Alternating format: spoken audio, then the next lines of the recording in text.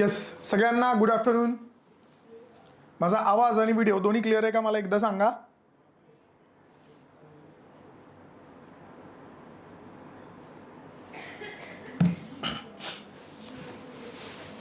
Yes, good morning, good afternoon सगळ्यांना. Good morning नाही, good afternoon. 12 वाजून गेले.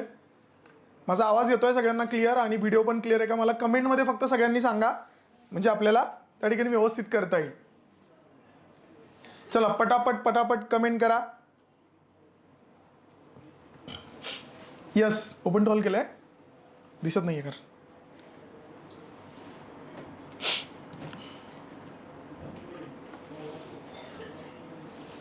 नाही,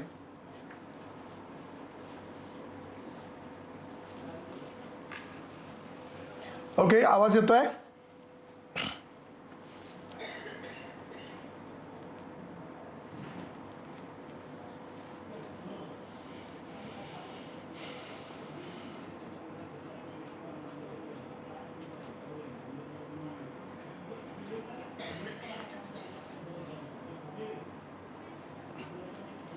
चला, यस, सुरुवात करायची आहे का.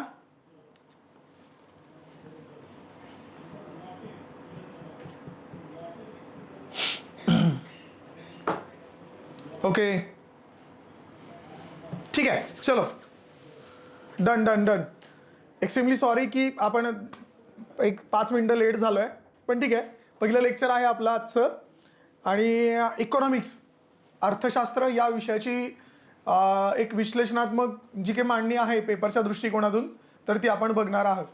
Yes, hello hello, yes, hello सगळ्यांना, गुड आफ्टरनून. आणि ओके, आता आजच्या लेक्चरच्या बाबतीमध्ये एक फक्त महत्त्वाची गोष्ट लक्षात घ्या. आपण फक्त अर्थशास्त्रच नाही, पूर्ण कंबाईन आपण आधी समजून घेणार आहोत. कारण कसं आहे, जो पेपर आपल्याला द्यायचा आहे त्या पेपरबद्दल, त्या परीक्षेबद्दल इत्थंभूत माहिती तुम्हाला असणं अपेक्षित आहे. त्याच्याबद्दल सविस्तर त्या ठिकाणी चर्चा आपण या लेक्चरच्या माध्यमातून करणार आहोत. त्याच्यामुळं सुरुवातीपासून शेवटपर्यंत त्या ठिकाणी लेक्चर आठवणीने बघा. याच्यामध्ये कोणत्या पोस्ट असतात, कट ऑफ कसा लागतो, ह्या सगळ्या गोष्टी, प्रिलियम कशी असते, मेन्स कशी असते, ठीक आहे, या सगळ्या गोष्टी, रेकमेंडेशन लेटर कसं येतं, किंवा सगळ्या गोष्टी ज्या आहेत त्या आपण याच्यामध्ये आपण बघणार आहोत. आपली जी ही इंटिग्रेटेड बॅच आहे, म्हणजे याच्यामध्ये पूर्व प्लस मुख्य परीक्षा असं आपण टोटल त्या ठिकाणी बघणार आहोत. त्याच्यामध्ये PSIचा इंटरव्ह्यू सुद्धा इन्क्लूड आहे. आजपासून आपली बॅच सुरू होतीये, लक्षात घ्या. या बॅचचा ॲक्सेस तुम्हाला 2 वर्ष असणार आहे. सुरुवातीला तुम्हाला 1 वर्ष ॲक्सेस असेल आणि त्याच्यानंतर तो पुढचा 1 वर्ष 12 महिन्याचा ॲक्सेस तुमचा ॲड ऑन होईल, अपग्रेड करून दिला जाईल. त्याच्यामुळं टेक्निकल गोष्टींच्या बाबतीमध्ये अजिबात टेन्शन घेऊ नका. त्या बाजूने आम्ही जेवढं काही शक्य होईल तेवढी मदत तुम्हाला आम्ही करणार आहोत. त्याच्यामुळं या रेकॉर्डेड बॅचचा ॲक्सेस तुम्हाला 2 वर्ष आहे. आजचं लेक्चर मी जे घेतलंय ते पुढे तुमचा ॲक्सेस जोपर्यंत त्या बॅचला आहे तोपर्यंत 2 वर्ष तुम्हाला तो ॲक्सेस राहणार आहे. तोपर्यंत ते लेक्चर तुम्हाला अनलिमिटेड टाईम कधीही कोणत्याही वेळी त्या ठिकाणी बघता येणार आहे. ऑफलाईन तुम्ही डाउनलोड करू शकता तुमच्या ॲपमध्ये, ठीक आहे. एक्सपोर्ट नाही करता येणार बाहेर, पण तिथे तुम्हाला ते उपलब्ध होणार आहे. या दृष्टिकोनातून त्या ठिकाणी सगळे लेक्चर्स तुमचे होणार आहेत.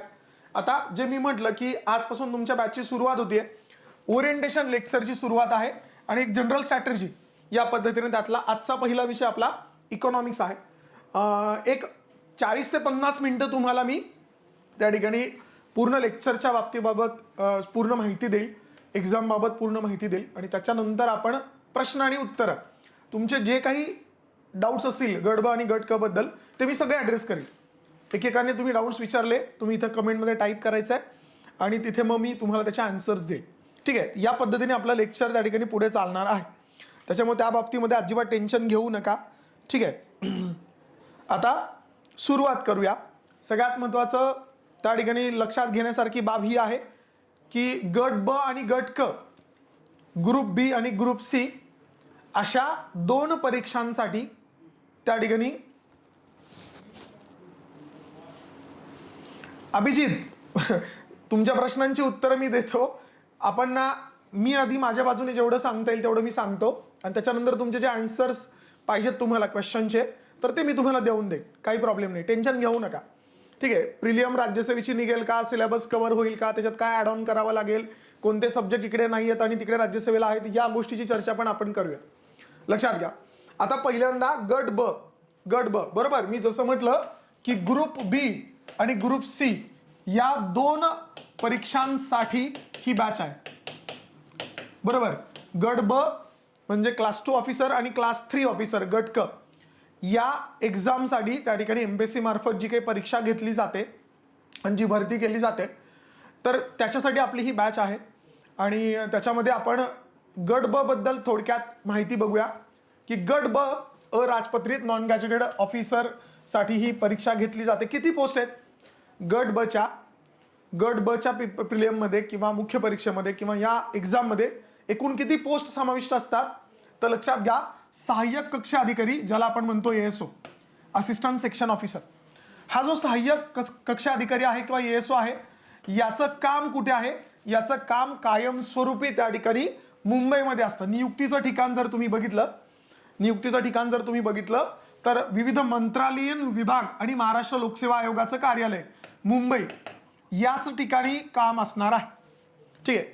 आता या पोस्ट बद्दल जर माहिती घ्यायची झाली तर एकदम थोडक्यात 2 लाईनमध्ये मी तुम्हाला सांगतो.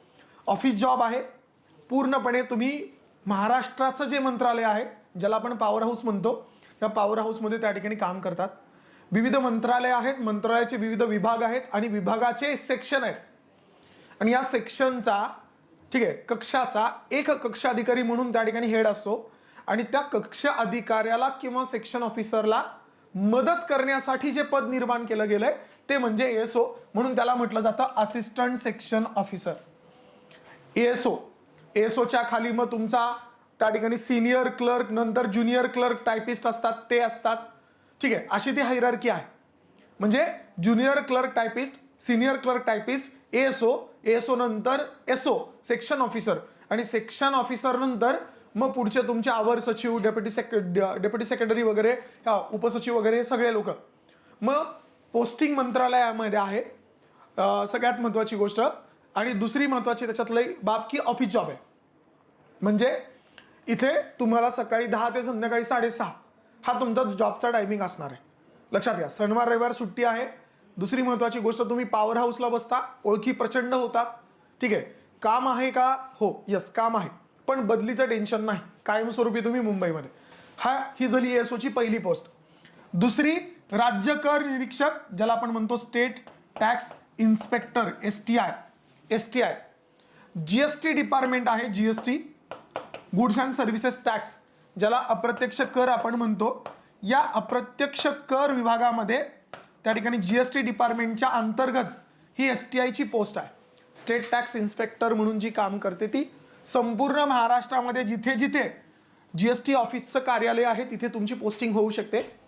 आणि सेवा ज्येष्ठतेनुसार पुढचा जो काही प्रमोशनचा भाग आहे एसटीआयचा, एसटीओ होतो, स्टेट टॅक्स ऑफिसर होतो. हे प्रमोशन पुढे पुढे होऊन जातं. रिटायरमेंट जे आहे एससी/एसटी पर्यंत जाते. Assistant commissioner of state tax पर्यंत तुम्ही प्रमोट होऊ शकता. ठीक आहे. आणि पूर्ण महाराष्ट्रामध्ये पोस्टिंग होतं. शक्यतो जिल्ह्याच्या ठिकाणी यांची कार्यालय, जिल्हा, ठीक आहे, जिल्ह्याच्या ठिकाणी यांची कार्यालय आहेत. त्या ठिकाणी त्यातली त्यात मॅक्झिमम जर बघितलं, सर्वात जास्त एसटीआय मुंबईमध्ये काम करतात, नंतर पुण्यामध्ये काम करतात, नंतर नागपूर असेल, बरोबर, त्या ठिकाणी छत्रपती संभाजीनगर असेल. म्हणजे जे विभागीय कार्यालय आहे जिथे खूप मोठ्या प्रमाणावर व्यवसाय चालतात आणि जीएसटी कलेक्शन आहे, अशा ठिकाणी मोठ्या प्रमाणावर पोस्टिंग, सगळ्यात जास्त पोस्टिंग मुंबई आणि पुणे. लक्षात घ्या, ही झाली एसटीआयची पोस्ट. काम काय आहे? जीएसटी डिपार्टमेंटमध्ये त्या ठिकाणी जो काही विक्रेता असेल किंवा प्रोड्युसर असेल, त्या ठिकाणी कुठल्याही कंपनीच्या बाबतीतला, त्यांनी जीएसटी भरलाय का, योग्य टायमिंगला भरलाय का, योग्य भरलाय का, ह्या सगळ्या गोष्टी चेक करण्याचं काम या एसटीआयचं आहे. ऑफिस जॉब आहे, बरोबर, सकाळी 10 ते संध्याकाळी 6:30 या टायमिंगमध्ये त्या ठिकाणी तुम्हाला ऑफिसमध्ये काम करावं लागतं. शनिवार रविवार तुम्हाला सुट्टी असते. बदलीला शक्यतो खूप जास्त ताण होत नाही, पण शक्यतो मॅक्झिमम 90% वेळा तुमची पोस्टिंग मुंबई किंवा पुणे या 2 मोठ्या भागांमध्ये होताना दिसते, कारण सगळ्यात जास्त व्यवसाय तिथे केंद्रीकृत झाले. हा एक महत्त्वाचा मुद्दा. ठीक आहे. तिसरी पोस्ट त्याच्यामध्ये आहे पोलीस उपनिरीक्षक, PSI. मला असं वाटतं की बॅचमध्ये अभ्यास करणारे किंवा त्या ठिकाणी जॉईन करणारे आपल्या इंटिग्रेटेड बॅचमध्ये मॅक्झिमम मुलं असतील ज्यांना या ठिकाणी युनिफॉर्म पाहिजे. आणि जी ड्रीम पोस्ट आहे, बरोबर. मला कमेंटमध्ये तुम्ही सांगा की किती लोक आहेत की ज्यांची PSI ही जी पोस्ट आहे ही ड्रीम पोस्ट आहे, की आम्हाला फक्त आणि फक्त या ड्रीम पोस्ट साठी तयारी करायची आहे. लक्षात घ्या, मला फक्त कमेंटमध्ये तुम्ही सांगा. तर या PSI बद्दल थोडक्यात जाणून घेऊया. एक पोस्टिंग संपूर्ण महाराष्ट्रात त्या ठिकाणी पोलीस दलाच्या कार्यालयामध्ये म्हणजे पोलीस स्टेशनला कुठेही त्या ठिकाणी पोस्टिंग होतं. हा एक महत्त्वाचा मुद्दा समजून घ्यायचा आहे. आणि पुढे मग त्याचं प्रमोशन जे आहे API PSIचा असिस्टंट पोलीस इन्स्पेक्टर होतो, PI होतो, सिनियर PI होतो, नंतर DYSP किंवा त्या ठिकाणी SCP assistant commissioner of police, दोन्ही समकक्ष आहेत, इथपर्यंत प्रमोशन होऊ शकतं. येस एक्झॅक्टली, खूप सारे आहेत. आणि तुलनेने जर का या 4 पोस्टमध्ये, येस एक्झॅक्टली, तुलनेने मी तुम्हाला सगळ्यांना खात्री देतो, ASO STI किंवा सब रजिस्ट्रार या पोस्टपैकी PSI होणं या तुलनेने एकूण ओव्हरऑल विचार केला तर अवघड आहे, पण यांच्या तुलनेत, या 3 पोस्टच्या तुलनेत हे सोपं आहे. का? त्याचं कारण पण सांगतो. कारण इथं मेंटली बरोबर फिजिकल स्ट्रेंथ पण पाहिजे. Yes exactly, yes. हा, सगळ्या पोस्ट चांगल्या आहेत, पोस्ट बद्दल त्याच्यामध्ये काही दुमत नाही, पण PSI ला एक वेगळं जुनून आपण म्हणतो ना की वेगळ्या प्रकारचा उत्साह तुम्हाला त्या ठिकाणी असणं अपेक्षित आहे. कारण का? चॅलेंजिंग पोस्ट आहे, ऑन फील्ड पोस्ट आहे. आता मी जे तुम्हाला आतापर्यंत सांगितले ना, ASO असेल, STI असेल किंवा सब रजिस्ट्रार, दुय्यम निबंधक असेल, या पोस्ट आहेत, या ऑफिस जॉब आहेत. हे ऑफिस जॉब आहेत, ऑफिस जॉब. ठीक आहे. आणि हा जो PSI आहे ना, हा ऑन फील्ड आहे आणि याची सगळ्यात जास्त हवा पण असते, तुम्हाला पण माहिती आहे. ग्राउंडला बघितलं, ऑन ग्राउंड, तर जर का सब रजिस्ट्रार, ASO किंवा STI आणि PSI चारही लोक रस्त्याने चालले तर लोकांचा रिस्पेक्ट, लोकांचा बघण्याचा दृष्टिकोन तर तो कोणाकडे असेल तर तो PSI कडे असेल. पण मग त्या पोस्टबद्दल काही चॅलेंजेस त्याच्यासोबत येतात. तुमचा स्वभाव त्या पोस्टला मॅच असणारा असला पाहिजे. 24/7 ड्युटी आहे, 24/7 दिवस, 24/7 ऑन ड्युटी असणार आहे. लोकांना जेव्हा सुट्ट्या आहेत तेव्हा तुम्ही जॉबवर आहे. दिवाळी आहे तर PSI तुम्हाला बंदोबस्ताला दिसेल, बाकीचे लोक घरी दिवाळी सेलिब्रेट करतात. घरी काही कार्यक्रम आहे तर त्यांना कायदा आणि सुव्यवस्थेसाठी आपलं पोलीस स्टेशन सोडता येत नाही. लक्षात घ्या. यस यस, सॅलरी आणि त्याच्याबद्दल पण आपण चर्चा करूया, नो डाऊट. तर या गोष्टी इथे PSIच्या बाबतीमध्ये गोष्ट लक्षात घ्या, पोलीस सब इन्स्पेक्टर. मग हे चॅलेंजेस तिथे आहेत. मग तुम्हाला थोड्याफार प्रमाणामध्ये तुमची सोशल लाईफ असेल किंवा फॅमिली लाईफ असेल ही कॉम्प्रोमाइज होते, नो डाऊट. त्याचे रिवॉर्ड्स आहेत का तुम्हाला?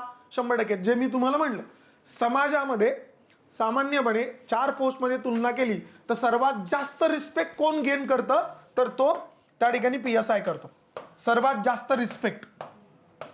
मग हे आपल्यावरती डिपेंड आहे, आपल्याला सोशल लाईफ किंवा फॅमिली लाईफ किंवा ऑफिस जॉब पाहिजे, माझ्या स्वभावाला कोणता सूट करतो, किंवा मला त्या ठिकाणी सोशल जर का सामाजिक दृष्टिकोनातून जर विचार केला रिस्पेक्ट गेन करायचा, बरोबर.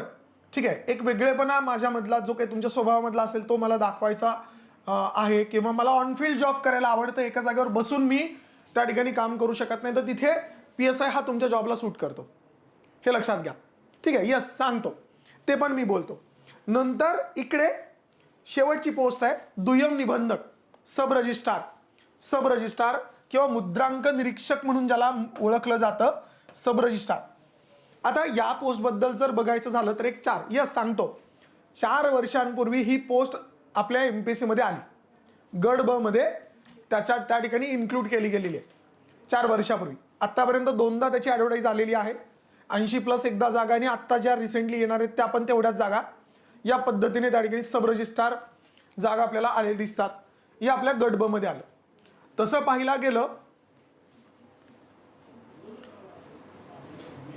संकेत, एक थोडा वेळ थांबा, मी माझ्या बाजूने सांगतो, मग नंतर तुमचे डाऊट्स क्लिअर करा. मी करतो डाऊट क्लिअर, टेन्शन घेऊ नका.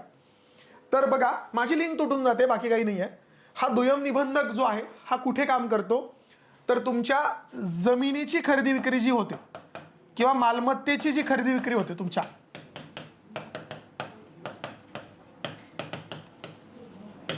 या खरेदी विक्रीच्या नोंदी करण्याचं काम कोणाचं असेल तर हे सब रजिस्ट्रारचं आहे. त्याची नोंद हा त्या ठिकाणी सब रजिस्ट्रार करताना आपल्याला दिसेल. मुद्दा लक्षात घ्या.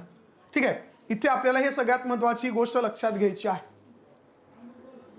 ठीक आहे, आता तसं पाहिला गेलं तर या चारही पोस्टमध्ये सगळ्यात जास्त आता त्या ठिकाणी जे लोकांच्या बाबतीमध्ये दिसतं, आता इथे सब रजिस्ट्रार हा ऑफिस जॉब आहे, STI ऑफिस जॉब आहे, ASO ऑफिस जॉब आहे. हा कायमस्वरूपी मुंबईमध्ये असणार आहे. STI हा कायमस्वरूपी जिल्हा ठिकाणी असणार आहे. बरोबर. इकडे पोलीस स्टेशन जिथे जिथे असेल, गाव पातळीवर, तालुका पातळीवर, कुठे तिथे हा काम करणार आहे. आणि हा सुद्धा तालुका पातळीवरती त्या ठिकाणी तुम्हाला पूर्ण महाराष्ट्रामध्ये काम करताना दिसेल. आणि त्या रिस्पेक्टिव्ह डिपार्टमेंटमध्ये त्यांचं प्रमोशन होताना आपल्याला दिसेल. ठीक आहे, हे झालं या पोस्टच्या बद्दलची माहिती. आता पेमेंटच्या बाबतीमध्ये जर बघितलं, S14, ठीक आहे, S14 स्केल आहे. जर का बघितलं तर बघा, एक साधारणतः त्या ठिकाणी पेमेंटचा जर विषय आला तर या सगळ्या पोस्टच्या बाबतीमध्ये सगळ्यात जास्त पेमेंट ASO ला असतं. आता तो फरक काय, बेसिक सगळ्यांचं सेम आहे, पण जो महागाई भत्ता जो आहे तो मुंबईमध्ये जास्त आहे. त्याच्यामुळं या ASOचं पेमेंट मुंबईमध्ये, हो, श्रेणी अ, ब, ज्युनियर आणि सिनियर असं म्हणतात. बाकी त्याच्यामध्ये वेगळं असं काही नाही आहे. ठीक आहे, वेगळं असं काही त्याचा अर्थ होत नाही. सगळ्यांचं पेमेंट सेम आहे, फक्त सिटी बदलते. Tier 1 सिटी, Tier 2 सिटी, अशा मेट्रोपोलियन सिटी, अशा ज्या ठिकाणी महागाई जास्त असते अशा ठिकाणी महागाई भत्ता जास्त मिळतो आणि त्याच्यामुळे थोडासा पेमेंट जास्त असतं. लक्षात घ्या. ठीक आहे, मग मुंबईमध्ये ASO ला साधारणतः एकूण पेमेंटमध्ये 70 ते 75 हजार रुपये महिन्याला सॅलरी येते, कटिंग वगैरे होऊन 70 ते 75 हजार. आणि तुलनेने इकडे 5 ते 6 हजार हे जे तुमचे STI जर मुंबईमध्ये काम करतोय तर त्याला पण तिथे 70 ते 75 हजार काम पेमेंट असणार आहे. आणि इतर महाराष्ट्राच्या ठिकाणी मग थोडं कमी 4-5 हजार रुपये कमी होतील. या हिशोबाने त्या ठिकाणी पेमेंट तुम्हाला सुरुवात इनिशियल कंडिशनला पकडून झाला की तुमच्या हातात इन हँड सगळे कटिंग होऊन सगळ्या चारही पोस्टच्या बाबतीमध्ये 70 हजारांपर्यंत सॅलरी येईल. लक्षात घ्या. ठीक आहे, तिथपर्यंत तुम्हाला सॅलरी असणार आहे त्या अराउंड. ठीक आहे, लक्षात घ्या. स्टार्टिंग कमीत कमी आता 8वा वेतन आयोग लागल्यानंतर ती वाढेल, 1 लाखाच्या आसपास जाईल वगैरे, ह्या सगळ्या गोष्टी आहेत. यस, ठीक आहे. आता दुसरा महत्वाचा मुद्दा, यस, गट ब मधले चांगला प्रश्न विचारला. इथे टायपिंग लागतं का? टायपिंग कुठल्याही पोस्टला लागत नाही. गट ब ग्रुप बीच्या एक्झामसाठी टायपिंग लागत नाही. ASO ला नाही, STI ला नाही, PSI ला नाही आणि दुय्यम निबंधक या दोन्हीकडे टायपिंग सर्टिफिकेट लागत नाही. हे लक्षात ठेवा. गट ब साठी आहे, ASO ला सगळ्यांना आहे. ASO ला S14 आहे, राज्य कर निरीक्षक STI ला पण S14 आहे, पोलीस उपनिरीक्षक PSI ला सुद्धा S14 आहे आणि सब रजिस्ट्रारला सुद्धा S14 आहे. हे लक्षात घ्या. ठीक आहे, इकडे असणार आहे, नो प्रॉब्लेम. आता हे झालं गट ब च्या बाबतीमध्ये थोडक्यात. ठीक आहे, सविस्तर तर आपण नंतर कधीतरी लेक्चरमध्ये चर्चा करू. आता दुसरा जो पेपर त्या ठिकाणी असतात, हो, सगळ्यांसाठी एकच एक्झाम, सगळ्यांसाठी. गट ब साठी हा जो मी तुम्हाला दाखवलं, ह्या गट ब साठी चारही पोस्ट साठी 4 पोस्ट 1 एक्झाम, एकच प्री पण एकच आहे आणि मेन्स सुद्धा एकच आहे, कॉमन असणार आहे. आणि त्याच्यामध्ये मार्कांनुसार त्या ठिकाणी काय लागणार आहे, तुम्हाला कट ऑफ लागणार आहे आणि तुम्हाला पोस्ट मिळणार आहे. यस, MSc लागतं का? यस, लागतं. जर समजा इंजिनिअरिंग झालं नसेल तर तुम्हाला MSc सर्टिफिकेट लागतं आणि त्याच्यासाठी तुम्हाला वेळ देतात. ते 1 किंवा 2 वर्ष तुम्हाला दिली जातात आणि तिथे तुम्हाला त्या ठिकाणी MSc करायची संधी दिली जाते. यस, होम मेकरसाठी पूनम पाटील. यस, हो, बोलूया डॉक्युमेंट बद्दल, सांगूया, काही प्रॉब्लेम नाही. हा, यस, लक्षात घ्या. दुसरी महत्वाची गोष्ट इथे बघा, इथे फक्त फिजिकल जे आहे, शारीरिक चाचणी जी आहे, फिजिकल आणि इंटरव्ह्यू ह्या 2 गोष्टी फक्त PSI ला आहे, फक्त PSI ला आहे. ASO ला आहे का इंटरव्ह्यू? नाही. STI ला आहे का? नाही. सब रजिस्टरला आहे का? नाही. इंटरव्ह्यू फक्त आणि फक्त PSI ला आहे. हो, लेक्चर रेकॉर्डेड स्वरूपामध्ये पाहायला मिळेल, टेन्शन घेऊ नका. ठीक आहे. कोणत्याही पोस्टला टायपिंग लागत नाही या 4 पोस्टपैकी. ठीक आहे. इंटरव्ह्यू हा PSI साठी आहे. फिजिकल आणि इंटरव्ह्यू ह्या 2 गोष्टी ज्या आहेत या फक्त PSI साठी आहेत, बाकी कोणत्याही पोस्टसाठी नाही, हे लक्षात घ्या. यस, दुसरी महत्वाची गोष्ट, क्वालिफिकेशन विचारलं होतं कोणीतरी, पात्रता. ठीक आहे. पात्रता जर विचार केला तर पात्रता फक्त पदवी, कोणत्याही शाखेतली पदवी.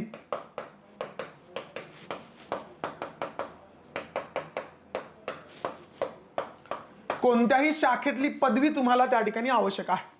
आणि फिजिकल क्रायटेरिया जो काय आहे म्हणजे उंची असेल, ठीक आहे, आणि छाती फुगवणं, छाती असेल, या 2 क्रायटेरिया फक्त PSI साठी आहे. फक्त PSI साठी तुम्हाला त्या ठिकाणी आवश्यक असणार आहे. तर लक्षात घ्या, मुलांसाठी, मुलं जे आहेत बॉईज 165 सेंटीमीटर एवढी हाईट असणं गरजेचं आहे आणि मुलींसाठी 157 सेंटीमीटर एवढी उंची आवश्यक आहे. फिजिकल क्रायटेरिया, बाकी कुठल्याही पोस्टला उंची नाही.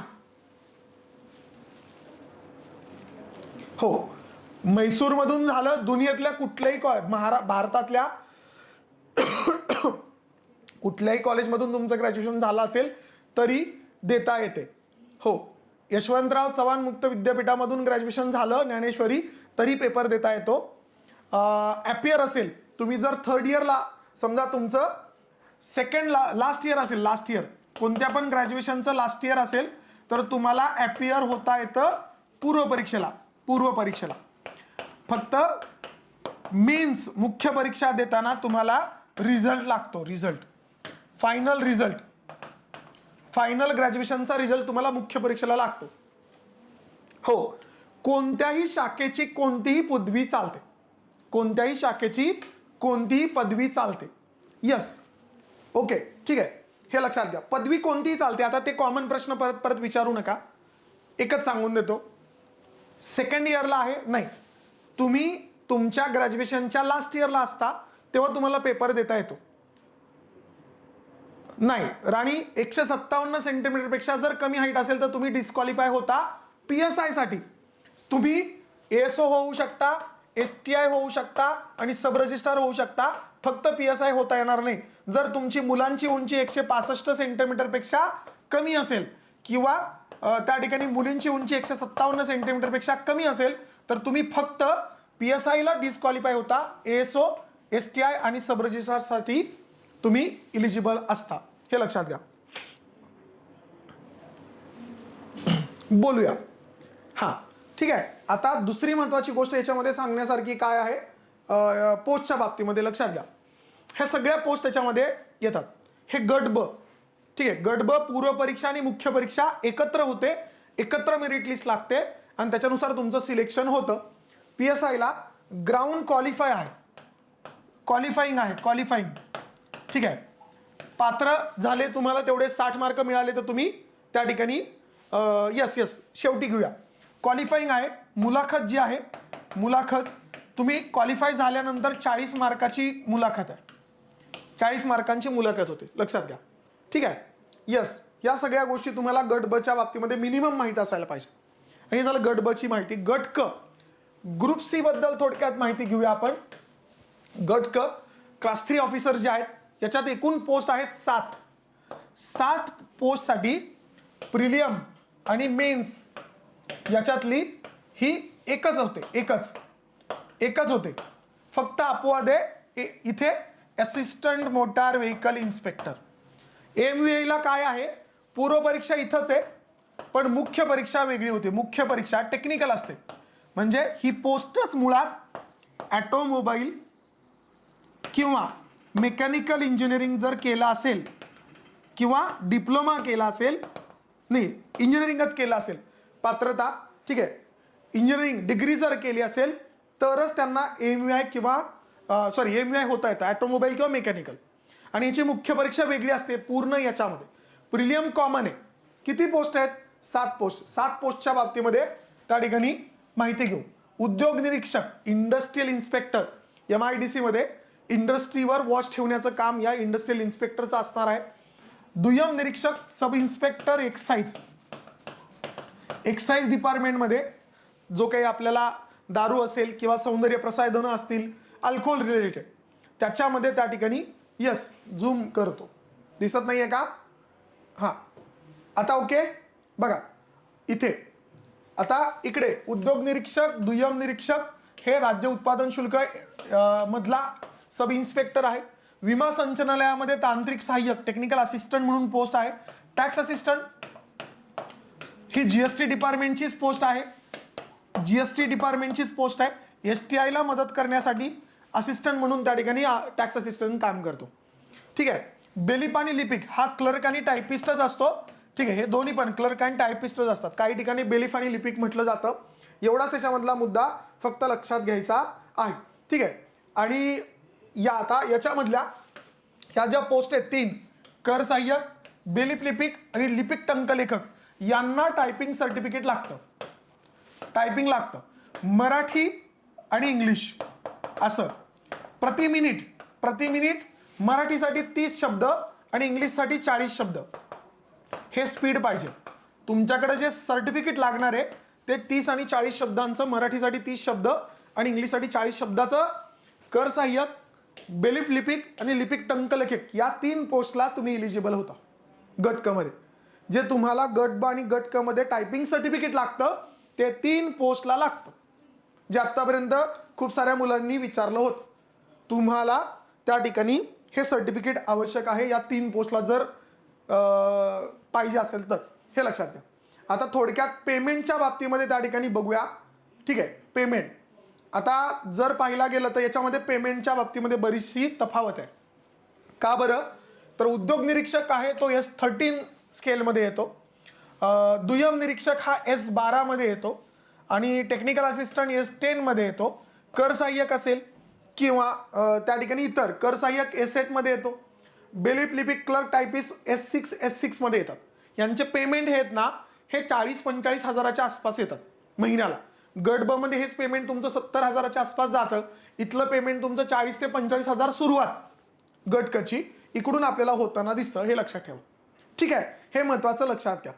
आणि याच्यातला फक्त असिस्टंट मोटार व्हेकल इन्स्पेक्टर जो आहे त्याचं पेमेंट आपल्या गट ब एवढंच आहे. ठीक आहे. ते मग तेवढंच तुम्हाला 70 हजाराच्या आसपास तिकडे पेमेंट पडताना आपल्याला दिसतं या पोस्टच्या बाबतीमध्ये. आता पोस्ट कुठे कुठे काम करतात आणि त्या अनुषंगाने लक्षात घेऊया. इंडस्ट्रियल इन्स्पेक्टर MIDC इथं आपल्याला त्या ठिकाणी काम करताना दिसतो. दुय्यम निरीक्षक हा एक्साईज डिपार्टमेंटचं जिथे जिथे कार्यालय जसा PSI काम करतो फक्त एक्साईज रिलेटेड त्या ठिकाणी काम करताना आपल्याला दिसेल. किंवा टेक्निकल असिस्टंट विमा संचालनालयाचं जे हे आहे त्या ठिकाणी ऑफिस आहे तिथे काम करेल. आणि हा कर सहाय्यक, बिलिप लिपिक टंकलेखक पूर्ण महाराष्ट्रामध्ये त्या ठिकाणी कर सहाय्यकच्या जिथे जिथे GST डिपार्टमेंटच्या ऑफिस आहेत तिथे काम करणारे सगळ्या ऑफिशियल पोस्टिंग त्या ठिकाणी दिसतात. सब इन्स्पेक्टर एक्साईज मधला फक्त ऑनफिल्ड जॉब आहे पण एवढं काय डोक्याचं ताण नाही आहे. जेवढं PSI ला असतं तसं या पद्धतीने काम या सगळ्या 7च्या 7 पोस्ट चालतं. याच्यातला एक फक्त अपवाद लक्षात ठेवा जे मी तुम्हाला थोडक्यात सांगितलं. Assistant motor vehicle inspector MUI RTO डिपार्टमेंटमध्ये काम करतो. तुमच्या गाड्यांचं पासिंग करणं किंवा लायसन देणं. तुम्ही गेल्यानंतर RTO डिपार्टमेंटमध्ये 3 स्टार अधिकारी त्या ठिकाणी बसलेला असतो जो तुम्हाला लायसन इश्यू करतो, तुमची गाडी पास करतो, त्याचं काम आहे. तो असतो हा असिस्टंट मोटार व्हेकल इन्स्पेक्टर. पण तुम्हाला ऑटोमोबाईल किंवा मेकॅनिकलमध्ये डिग्री हवी आहे तरच तुम्हाला याला इलिजिबिलिटी आहे, नाहीतर नाही. हे लक्षात घ्या. ठीक आहे. आणि त्या अनुषंगाने तिकडे तुम्हाला तयारी करता येईल. हे सगळं लक्षात घ्या. ठीक आहे. हे सगळ्या पोस्ट झाल्या. पूर्ण महाराष्ट्रामध्ये वेगवेगळ्या ठिकाणी यांच्या बदल्या आणि सगळी कामं चालतात. आता या गट ब आणि गट क च्या या सगळ्या पोस्ट ठीक आहे एक ओव्हरऑल जर विचार केला तर त्या 4 गट ब आणि गट क च्या ग्रुप सी च्या 7 अशा 11 पोस्टसाठी जो काही अभ्यासक्रम आहे या सगळ्या पोस्टसाठीचा अभ्यासक्रम कॉमन आहे. सेम आहे. पूर्व परीक्षा आणि मुख्य परीक्षेचा अपवाद फक्त सांगितला असिस्टंट मोटार व्हेकल इन्स्पेक्टरचा. मेन्सला फक्त सिलेबस वेगळा आहे. बाकी प्रिलियमचा पूर्ण सिलेबस कॉमन आहे. एक्झाम 2च होतात. पूर्व परीक्षा गट ब एक होते आणि पूर्व परीक्षा गट क एकत्र होते. यस, मल्टिपल चॉईस क्वेश्चन, वस्तुनिष्ठ प्रकारचे प्रश्न तुम्हाला याच्यामध्ये दिसणार आहेत. नो डाऊट, त्याच्याबद्दल काही तुम्हाला शंका घ्यायचं कारण नाही. जे मी तुम्हाला म्हणलं की पूर्व परीक्षा, संयुक्त पूर्व परीक्षा, परीक्षा योजना 2 टप्प्यात होते. 2 टप्पे, ठीक आहे. एक पूर्व होते आणि एक मुख्य परीक्षा होती. सिलेबस दोघांचा सेम आहे, ठीक आहे. पूर्व प्लस मुख्य परीक्षा याच्यामध्ये गट ब आणि गट क चा सिलेबस पूर्ण सेम असतो. प्रिलियम याच्यामधला जो पूर्व परीक्षेचा टप्पा आहे, जी लेखी परीक्षा असते, ऑनलाईन होत नाही. ही लेखी परीक्षा म्हणजेच मल्टिपल चॉईस क्वेश्चन, ठीक आहे. वस्तुनिष्ठ MCQ प्रकारची एक्झाम आहे, पण लेखी आहे. तुम्हाला पेनानीच पेपर लिहायचा आहे, गोल करायचे. ऑनलाईन असणार नाही, डिजिटल असणार नाही, हे लक्षात घ्या. ग्रुप बी आणि ग्रुप सी साठी एकच एक्झाम होत नाही. ग्रुप बी साठी एक आणि ग्रुप सी साठी एक, ह्या 2 वेगळे वेगळे एक्झाम आहेत. जसं की 4 जानेवारीला आता गट ब पूर्व परीक्षेचा पेपर झाला आणि काल 11 जानेवारीला गट क चा पूर्व परीक्षेचा पेपर झाला. दोघांमधला फरक लक्षात घ्या. यस, दरवर्षी पोस्ट निघतात, दरवर्षी जागा निघतात. आता पूर्व परीक्षेचा आपण त्या ठिकाणी सिलेबस बघू. एकूण 100 प्रश्न तुम्हाला पेपरला असतात. प्रश्नांची संख्या 100 असते. एकूण गुण 100 असतात. आणि जो दर्जा असतो तुमच्या पेपरचा तो पदवी लेवलचा असतो. डिफिकल्टी लेवल जे काही पेपर असतो तो मराठी आणि इंग्रजी या दोन्ही भाषेमध्ये असतो. मुद्दामून मी इथे पेपर आणलेला आहे. जर तुम्ही बघितलं तर बघा, हे अशा पद्धतीने तुमचे पेपर असतात. याचं विश्लेषण केलेलं आहे. मराठी आणि इंग्लिश अशा दोन्ही भाषेमध्ये तुम्हाला पेपर दिसेल. मराठीमध्ये वरती प्रश्न आणि खाली इंग्लिशमध्ये प्रश्न. या पद्धतीने तुमच्या पेपरचा फॉर्मॅट असतो. एक अराउंड 40 पानांचा हा पेपर तुम्हाला दिसेल, ज्याच्यामध्ये 100 प्रश्न मराठी आणि इंग्लिश या दोन्ही लँग्वेजमध्ये तुम्हाला दिलेले असतात. प्रत्येक प्रश्न 1 मार्कासाठी असतो. 1/4 निगेटिव्ह असतं. 4 चुकले 1/4 निगेटिव्ह मार्किंग असतं.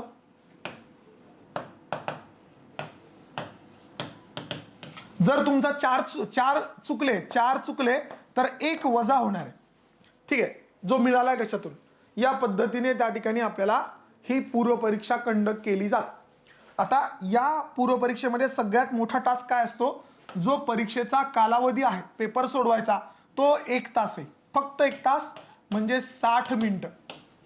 अभ्यासाची काय गरज असते त्याचं कारण सांगतो. यस, रेकॉर्डेड राहणार आहे, तुम्हाला मी उपलब्ध करून देऊ. 60 मिनिटात तुम्हाला 100 प्रश्न सोडवणं हा सगळ्यात मोठा टास्क आहे. याच्यामुळं इथे तुम्हाला पूर्ण अभ्यासक्रम जो आहे तो व्यवस्थित समजून घेऊन काही गोष्टी पाठ पण कराव्या लागतात.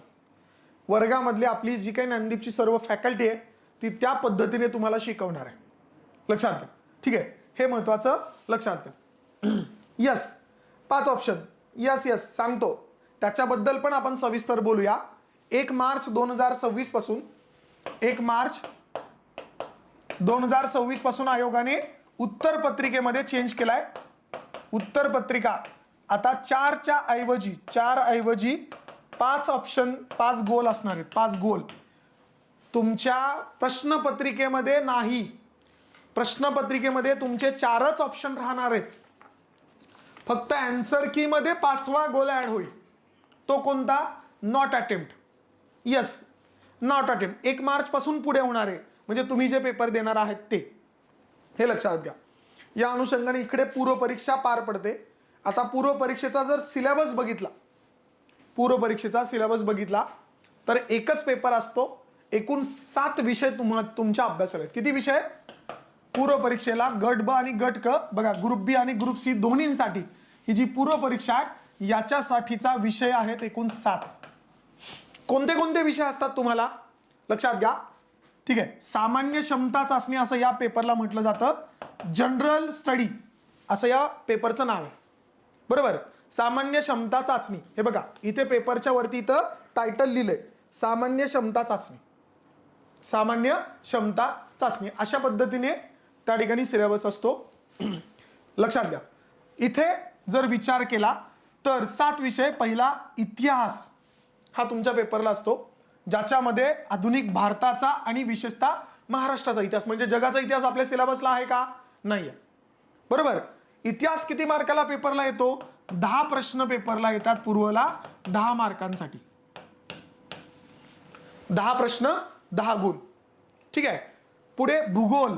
भूगोल महाराष्ट्राचा भूगोल, त्याच्यामध्ये पृथ्वी, जगातले विभाग असतील, हवामान असेल किंवा भारत असेल.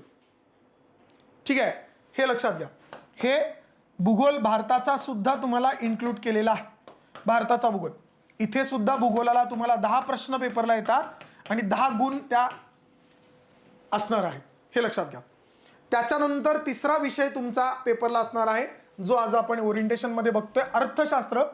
15 प्रश्न 15 गुणांसाठी पेपरला येतो. बरोबर.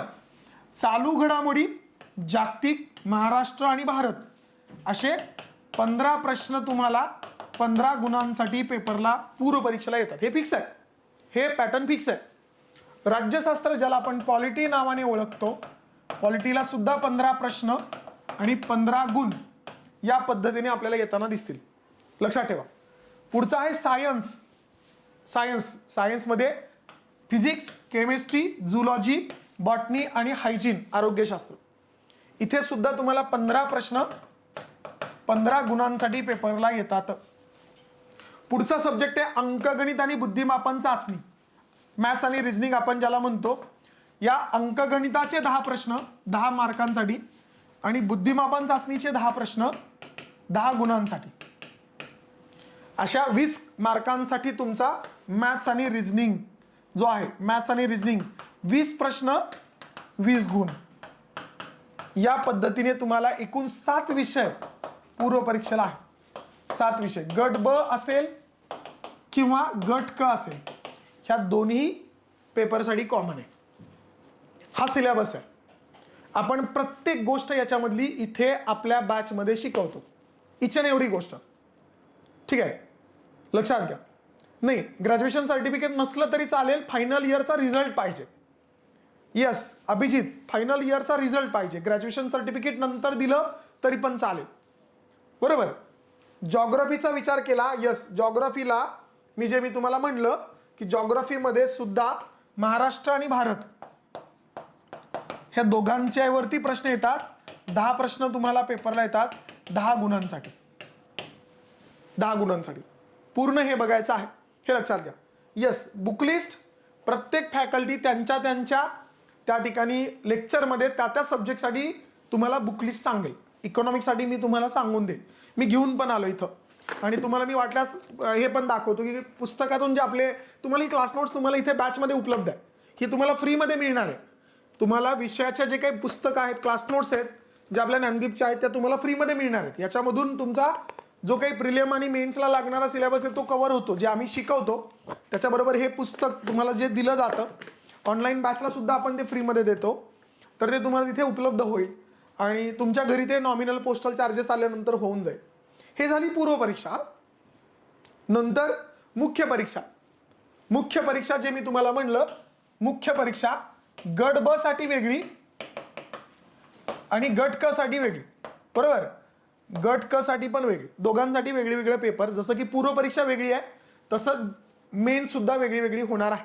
पण सिलेबस इथे त्या ठिकाणी काय दिसतो आपल्याला, कॉमन दिसतो. दोन्हीचा पण सिलेबस मेन्सचा सुद्धा कॉमन आहे. जसा प्रिलिमला कॉमन आहे तर तसा मेन्सला सुद्धा कॉमन आहे. लेखी परीक्षेच्या बाबतीमध्ये तुम्हाला 2 पेपर असतात. 2 पेपर असतात. कोणते बघा, पेपर 1 आणि पेपर 2. पेपर 1 आणि पेपर 2. पेपर 1 मध्ये मराठी आणि इंग्रजी असतं, हा पेपर 1 आहे. आणि पेपर 2 मध्ये सामान्य अध्ययन आणि बुद्धिमापन चाचणी असा सिलेबस आहे. तर सिलेबस मी तुम्हाला सांगतो. इथे सिमिलरली गट क साठी सुद्धा पेपर 1 आणि पेपर 2 असतात, मराठी, इंग्रजी आणि सामान्य अध्ययन व बुद्धिमापन चाचणी. तुम्हाला जे म्हणलं ना, सिलेबस अभ्यासक्रम कॉमन आहे, पेपर पॅटर्न कॉमन आहे, फक्त पेपर वेगळे होतात. बरोबर. इकडे जर तुम्ही बघितलं तर पेपर 1 मध्ये मराठीचे 50 क्वेश्चन 100 मार्कांसाठी, म्हणजे 1 प्रश्न 2 मार्काला. इंग्रजीचे 50 प्रश्न 2 मार्काला 100 गुण, म्हणजे पहिला पेपर 200 गुणांचा. 200 गुणांचा पेपर. पेपर 1 200 गुण मराठी इंग्रजी, म्हणजे मराठी 100 मार्काला आणि इंग्रजी 100 मार्काला. हे सुद्धा आपण बॅचमध्ये सगळं शिकवतो, मराठी आणि इंग्रजी सुद्धा सगळं शिकवतो. ठीक आहे, हे लक्षात घ्या. यस, सायमल्टेनियसली चालू राहणार. ठीक आहे. बुद्धिमापन चाचणी 100 प्रश्न 2 मार्क 200 गुण दोन्हीकडे पण, इकडे पण आणि इकडे पण हे दोन्ही सिलेबस कॉमन आहेत. गट ब ला आणि गट क ला दोघांनाही त्या ठिकाणी कॉमन असणार. आणि जे फक्त वेगळं सांगितलं सहाय्यक मोटार वाहन निरीक्षक मुख्य परीक्षा हे सगळ्या 10 पोस्टसाठी 10 पोस्ट आहेत, त्या 10 पोस्टसाठी कॉमन. इकडे यंत्र अभियांत्रिकी आणि ऑटोमोबाईल इंजिनिअरिंग स्वयंचल अभियांत्रिकी, बरोबर. याचे 150 प्रश्न तुम्हाला 2 मार्काला असे 300 मार्कांची त्या ठिकाणी काय असणार आहे, AMVI ची परीक्षा असणार आहे मुख्य परीक्षेची. बाकी सगळा सिलेबस बाकी सगळ्या पोस्टला कॉमन आहे, फक्त AMVI ला वेगळा, बरोबर. AMVI चा मेन्सचा सिलेबस आपण घेत नाही, टेक्निकल आपण शिकवत नाही इथे. बाकी सगळ्या 10च्या 10 पोस्टचा पूर्ण सिलेबस आपला इथं कव्हर केला जातो. आता तुम्हाला जे मी म्हटलं की सिलेबस, बरोबर, प्रिलियमचा सिलेबस आपण बघितला, तसा मेन्सचा सिलेबस बघा. मराठी आणि इंग्रजीचा सिलेबस मुख्य परीक्षेचा सिलेबस आहे हा अभ्यासक्रम. सर्वसामान्य शब्दसंग्रह, वाक्यरचना, व्याकरण, म्हणी ह्या सगळ्या गोष्टी त्याच्यामध्ये मराठी आणि इंग्लिशमध्ये असणार आहेत.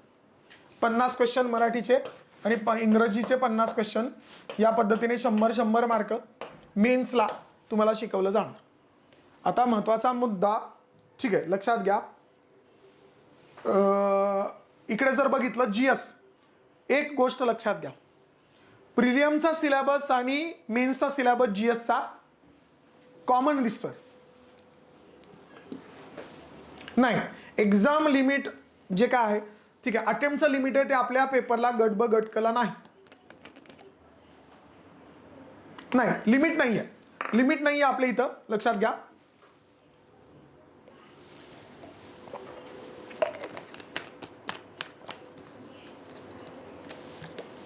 सांगतो बेसिक काय करायचं तुम्हाला मी सांगतो, टेन्शन घेऊ नका.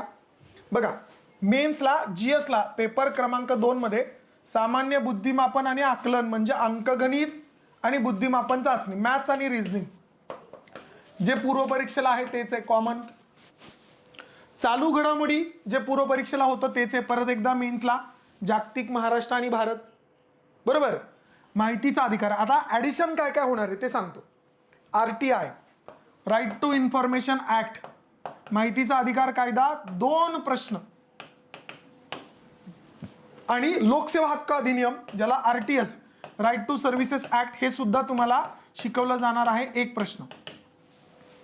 3 प्रश्नांसाठी तुम्हाला मेन्सला RTI आणि RTSचा कायदा ऍड होतो. हा प्रिलियमला नाही, हा फक्त मुख्य परीक्षेला, हे आपण शिकवणार आहे, बरोबर.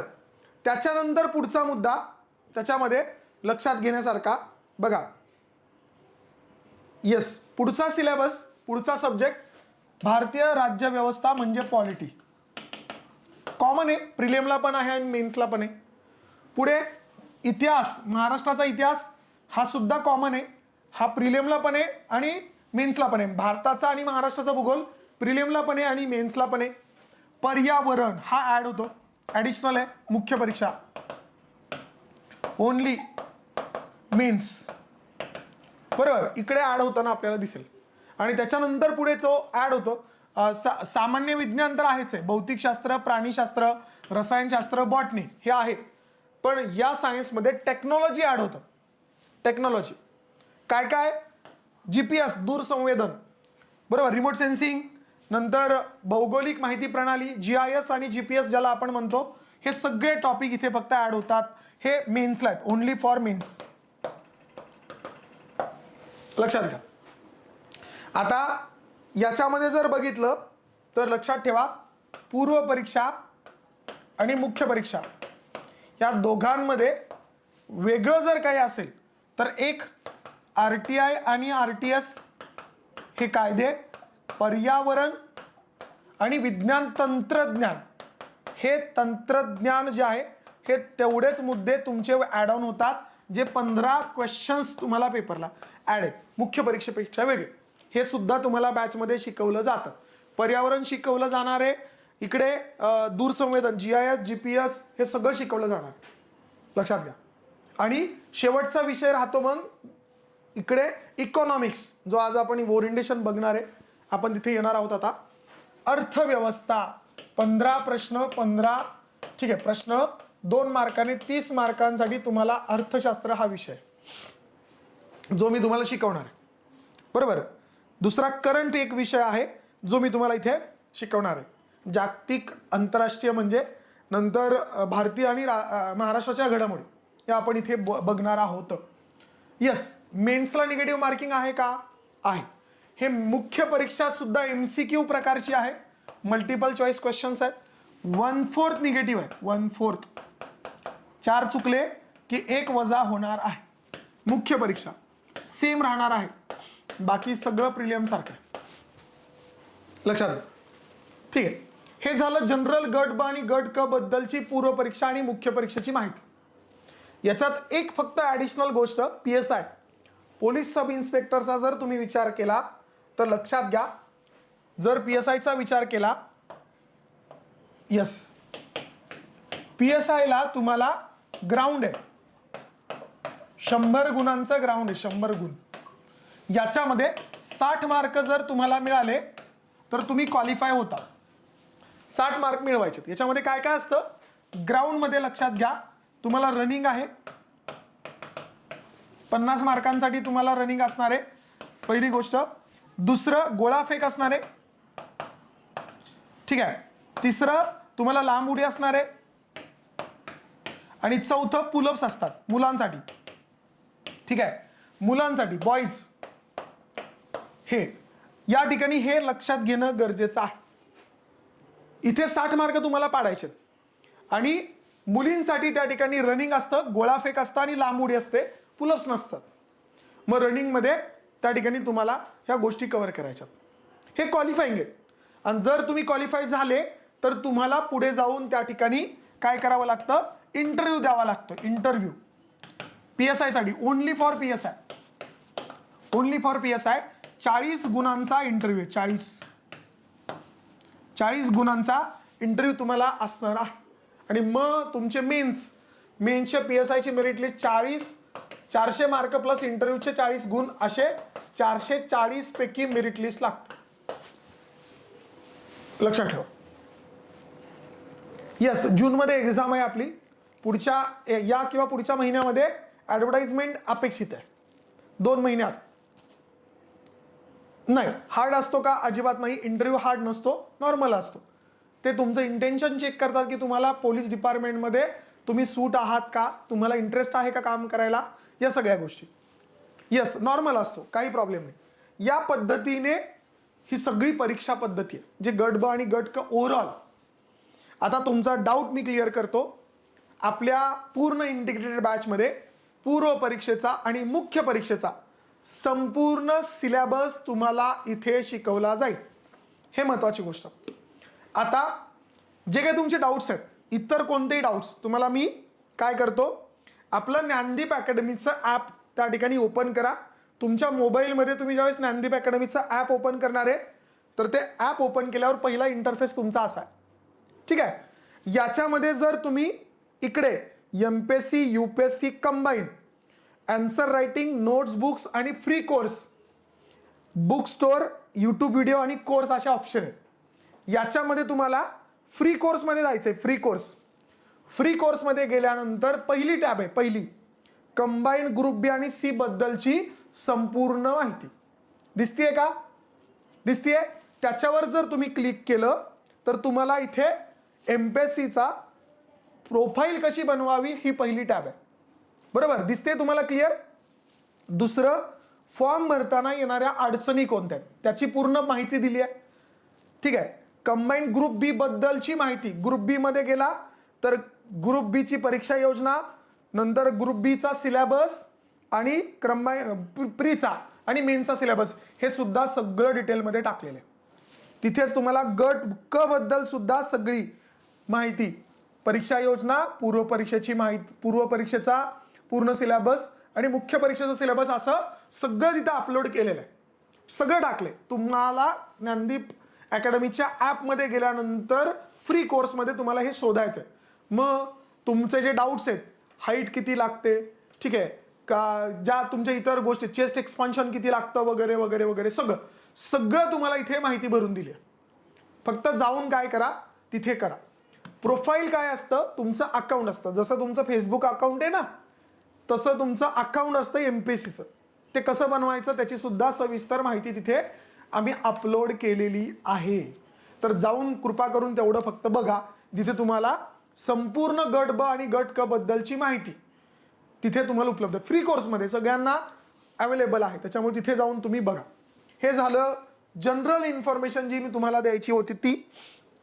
आता आपण येऊया आपल्या इकॉनॉमिक्स सब्जेक्टच्या विश्लेषणाकडे. जास्त वेळ मी घेणार नाही. जेव्हा आपलं पहिलं इकॉनॉमिक्सचं लेक्चर असेल तेव्हा तर मी सविस्तर बोलेल. यस, येते. अपडेट करता येते का? सगळं करता येतं. ठीक आहे. गॅजेटेड म्हणजे राजपत्रित अधिकारी म्हणजे राज्यपालाच्या अधिकारामध्ये काम करणारे. आणि महाराष्ट्र गॅजेटमध्ये ज्या अधिकाऱ्यांचं नाव येतं ते सगळे लोक ज्यांच्या बदल्या राज्यपालांच्या नावाने त्या ठिकाणी सरकारमार्फत केल्या जातात. आणि नॉन गॅजेटेड अराजपत्रित म्हणजे त्या डिपार्टमेंटच्या हेडमार्फत नियंत्रणात असलेले अधिकारी. म्हणजे राजपत्रित अधिकारी हे जे असतात त्यांचं एक गॅजेट दर वेळेस त्या ठिकाणी डिस्प्ले होत असतात. त्या गॅजेटमध्ये त्या अधिकाऱ्यांचं नाव असतं. आणि नॉन गॅजेटेडचं असं गॅजेट नसतं म्हणून ते राजपत्रित आणि अराजपत्रित असं म्हणतात. येस, बोलूया. यस सोनाली, त्याच्याबद्दल बोलूया. ठीक आहे. एसओ आणि एसटीआयची इन्फॉर्मेशन मी तुम्हाला डिटेलमध्ये दिली. आता इकॉनॉमिक्सच्या सिलेबसच्या बाबतीमध्ये थोडक्यात मी विश्लेषण तुम्हाला सांगतो. ठीक आहे. प्री आणि मेन्स दोन्हीकडे इकॉनॉमिक्स आपल्याला सेम आहे, बरोबर. याच्यामध्ये इकॉनॉमिक्स म्हणजे काय इथपासून आपण सुरुवात करतो. अर्थशास्त्राचा जर विचार केला तर लक्षात घ्या, अर्थशास्त्र एक सोशल सायन्स आहे, सामाजिक शास्त्र आहे. हे काय पूर्ण जगामध्ये समान आहे का? अजिबात नाही. अर्थशास्त्राचा एखादा सिद्धांत भारतात लागू झाला तर तो अमेरिकेत लागू होईल याची काही गॅरंटी नाही. कारण इथला समाज वेगळा आहे, अमेरिकेतला समाज वेगळा आहे. ह्या बेसिक गोष्टींपासून आपल्याला इकॉनॉमिक्स शिकायचं आहे.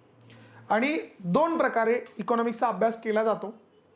एक मायक्रो लेवलला सूक्ष्म पद्धतीने एखादं युनिट, एखादा व्यक्ती, एखादं घर, एखादं कुटुंब किंवा एखादा व्यवसाय त्यांच्या दृष्टिकोनातून त्या ठिकाणी अभ्यास केला जातो. त्याला आपण मायक्रो इकॉनॉमिक्स म्हणतो.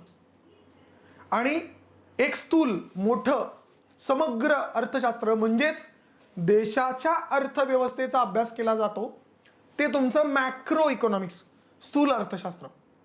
एक गोष्ट लक्षात घ्या, तुम्हाला त्या ठिकाणी मायक्रो इकॉनॉमिक्स सिलेबसला नाही, मॅक्रो स्थूल अर्थशास्त्र म्हणजे देशाची अर्थव्यवस्था आपल्या सिलेबसला आहे. सिलेबसचं टायटल बघा, समग्रलक्षी अर्थशास्त्र.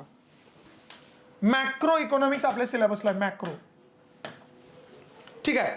ज्याच्यामध्ये समग्रलक्षी अर्थशास्त्र, त्याची ओळख, वृद्धी आणि विकास, पब्लिक फायनान्स, सार्वजनिक वित्त, आंतरराष्ट्रीय व्यापार किंवा आंतरराष्ट्रीय भांडवल आणि दुसरा भारतीय अर्थव्यवस्था टॉपिक आहे.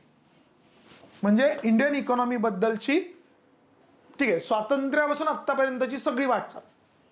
मग दारिद्र्य असेल, लोकसंख्या असेल, बेरोजगारी असेल, बँकिंग सिस्टीम असेल, नियोजन असेल, व्यापार असेल, ह्या सगळ्या गोष्टी आपण इथे शिकणार आहोत. कृषी क्षेत्र असेल, उद्योग सेवा क्षेत्र असेल, हे सगळे क्षेत्रांचा अभ्यास आपण या भारतीय अर्थव्यवस्थेमध्ये करणार आहोत सविस्तरमध्ये. ते तुम्हाला एक्झामच्या दृष्टिकोनातून त्या ठिकाणी सगळं काही आम्ही शिकवणार आहोत.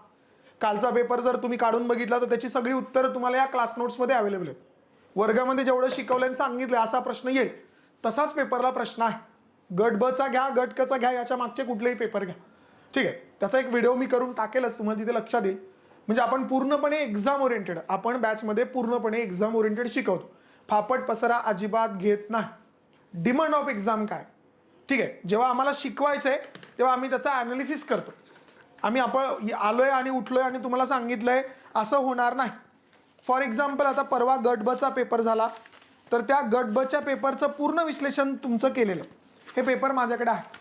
गट ब चा, गट क चा, कालचा पेपर, परवाचा पेपर, हे सगळे पेपर, मागचा 2024चा पेपर, याचं विश्लेषण आम्ही इथं करतो. सगळे फॅकल्टी करतात आणि त्याच्यानंतर तुम्हाला शिकवलं जातं पेपरला काय येतंय. मला काय येतंय याच्यापेक्षा पेपरला काय येतं हे आपल्याला महत्वाचं आहे. कारण रिझल्ट कोण देणार आहे? आपल्याला पेपरमधले मार्क देणार आहे. आपल्याला त्या ठिकाणी विषयामध्ये डॉक्टरेट करायची नाही. आपल्याला पेपरमध्ये काय येतं, त्या विषयामधल्या कोणत्या टॉपिकला कसा प्रश्न येतो हे शिकायचं आहे. त्याच्यामुळं महेश सर कायम सांगतात, इमोशनल होऊन अभ्यास करू नका, प्रॅक्टिकल अभ्यास करा. प्रॅक्टिकल अभ्यास म्हणजे काय तर पेपरला काय येतंय, तुम्हाला काय येतं याला महत्व आहे का? नाही. गोष्टी कोणत्या महत्वाच्या आहेत? तर पेपरला जे येते ते तुम्हाला येतंय का? बरोबर. आमचं काम आहे तुम्हाला त्या दृष्टिकोनातून डायरेक्शन देणं, दिशा देणं, की पेपरला कोणत्या गोष्टी येतात, कशा येतात, ह्या सगळ्या गोष्टी सांगणं. ते तुम्हाला इथं सांगितलं जाईल. या पद्धतीने इकॉनॉमिक्सचं तुमचं सविस्तर सिलेबस मी पूर्ण करणार आहे, हे लक्षात घ्या. आता इकॉनॉमिक्सच्या बाबतीत आता प्रत्येक सब्जेक्टची बुकलिस्ट तुम्हाला प्रत्येक फॅकल्टी इथून पुढच्या सगळ्या ओरिएंटेशनमध्ये प्रत्येक जण सांगेल. आता बेसिक पासून कोणीतरी प्रश्न विचारला होता की सर बेसिक पासून सांगा. इकॉनॉमिक्सचं मी बेसिक पासून सांगतो. समजा उद्या इतिहासाचा विषय आहे तर इतिहासाचे नंदकुमार सर तुम्हाला बेसिक पासून काय काय वाचायचं हे सांगतील.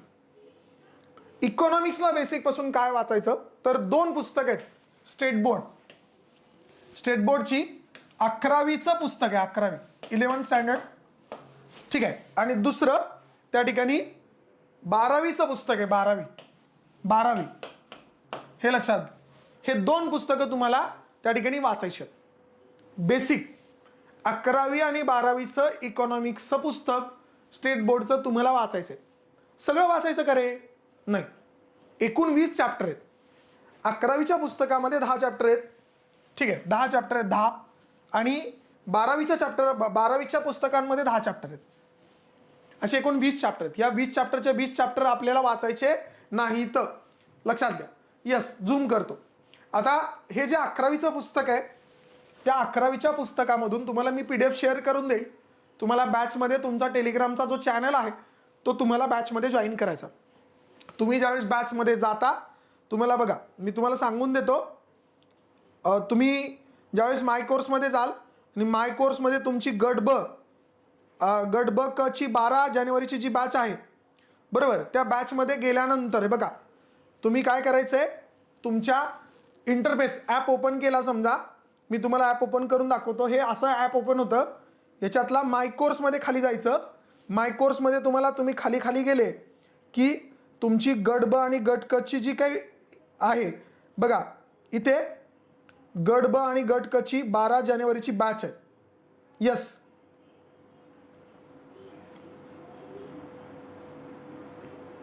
हां,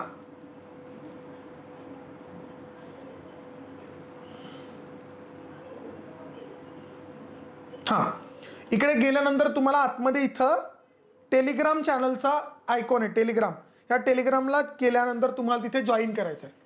त्या टेलिग्रामच्या ग्रुपवर तुम्हाला लेक्चरच्या PDF सुद्धा मिळतील. परत एकदा सांगतो, टेलिग्राम चॅनल बॅचचा आठवणीने जॉईन करा. प्रत्येक लेक्चरची अपडेट तुम्हाला त्या ठिकाणी लेक्चर सुरू झालंय किती वाजता होणार आहे, समजा कधी कधी टायमिंग इकडे तिकडे होतो, चेंज होतो, कारण इंटरनेट इश्यू असतो किंवा फॅकल्टीचं काहीतरी इमर्जन्सी असते. अशा वेळेस जो टाइम चेंज होतो त्याचे अपडेट्स तुम्हाला त्या टेलिग्रामच्या ग्रुपवर येतात. तिथे जॉईन करा, ठीक आहे, लक्षात घ्या.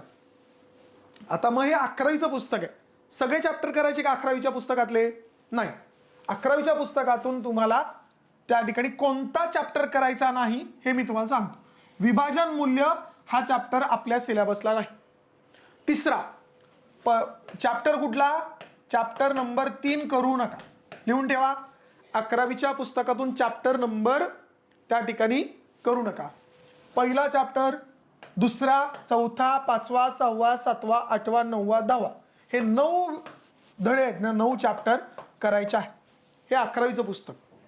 नंतर बघा 12वीच्या पुस्तकाचा जर विचार केला तर 12वीच्या पुस्तकामधून आपल्याला काय काय करायचं आहे ते मी तुम्हाला सांगतो, काय नाही करायचं ते पण सांगतो. 12वीचं पुस्तक, 12वीच्या पुस्तकामध्ये तुम्हाला दुसरा चॅप्टर, तिसरा अ, तिसरा ब आणि चौथा चॅप्टर हे 4 चॅप्टर करायचे नाहीत. हे स्किप करा. हे आपल्या सिलेबसला नाहीत, कारण हे मायक्रो इकॉनॉमिक्स आहे. मायक्रो नाही आहे आपल्याला, मॅक्रो आहे, स्थूल अर्थशास्त्र आहे. लक्षात राहील का?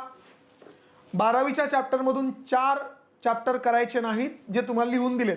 चॅप्टर नंबर 2, चॅप्टर नंबर 3 अ, चॅप्टर नंबर 3 ब आणि चॅप्टर नंबर 4. आणि 11वीच्या पुस्तकातून चॅप्टर नंबर 3 हे 5 चॅप्टर सिलेबसला नाही, ते करत बसू नका. उरलेले 15 चॅप्टर तुम्हाला वाचायचे. माझं इकॉनॉमिक्सचं लेक्चर सुरू होण्याच्या अगोदर ही माझी अपेक्षा आहे की तुम्ही हे सगळे वाचलेले असावे. स्टेट बोर्ड तुम्ही वाचलेलं असावं, ज्याच्यामुळे तुम्हाला इकॉनॉमिक्स समजायला 101% फायदा होणार आहे, हे लक्षात घ्या. ठीक आहे, हे लक्षात असू द्या. आता हे झालं बेसिक पुस्तकं. आता जर समजा त्या ठिकाणी विचार केला तर रेफरन्स बुकच्या बाबतीमध्ये मी तुम्हाला जसं म्हटलं की तुम्हाला ही क्लास नोट्स आम्ही देतो. इकॉनॉमिक्सची माझीच क्लास नोट्स आहे. ठीक आहे, हे मी तुम्हाला कंबाईनच्या दृष्टिकोनातून बनवलेले आहे की कंबाईनला काय येतं, बरोबर. त्याच्यामुळे सध्याला कुठलंही रेफरन्स बुकला पैसे खर्च करू नका. मार्केटमध्ये त्या ठिकाणी कोळंबे सर किंवा देसले सर ही मुलं तुम्हाला सांगतील पुस्तकं चांगली आहेत का, 100% चांगली आहेत, मी नावं ठेवणार नाही. परंतु ही पुस्तकं राज्यसेवेसाठी बनवलेली आहेत. कंबाईनच्या दृष्टिकोनातून ती खूप जास्त वास्ट आहेत, खूप जास्त सविस्तर आहेत, डिटेल आहेत. त्याच्यामुळं ती पुस्तकं वाचून विनाकारण डोक्याला ताण करून घेऊ नका. माझ्यावर विश्वास ठेवा. ठीक आहे, आमच्या सगळ्या फॅकल्टीवर विश्वास ठेवा. या पुस्तकातून तुम्हाला मॅक्झिमम इकॉनॉमिक्सचे प्रश्न कव्हर होतात. त्याच्यामुळं कमीत कमी गोष्टी एक्झामच्या दृष्टिकोनातून तुम्हाला करायच्या आहेत. ही तुम्हाला फ्रीमध्ये अवेलेबल आहे बॅचमध्ये. ठीक आहे, पोस्टल चार्जेस तुम्ही पेड केल्यानंतर तुम्ही त्या ठिकाणी ही तुमच्या घरपोच मिळतात ऑनलाईन बॅचमध्ये. ऑफलाईन बॅचमध्ये सुद्धा तुम्हाला त्या ठिकाणी मिळणार आहेत. ऑनलाईन आणि ऑफलाईन बॅचला तुम्हाला ही क्लास नोट्स जे आहेत, क्लास नोट्स प्रत्येक सब्जेक्टच्या ह्या फ्रीमध्ये आहेत, लक्षात ठेव, ते उपलब्ध होणार आहेत.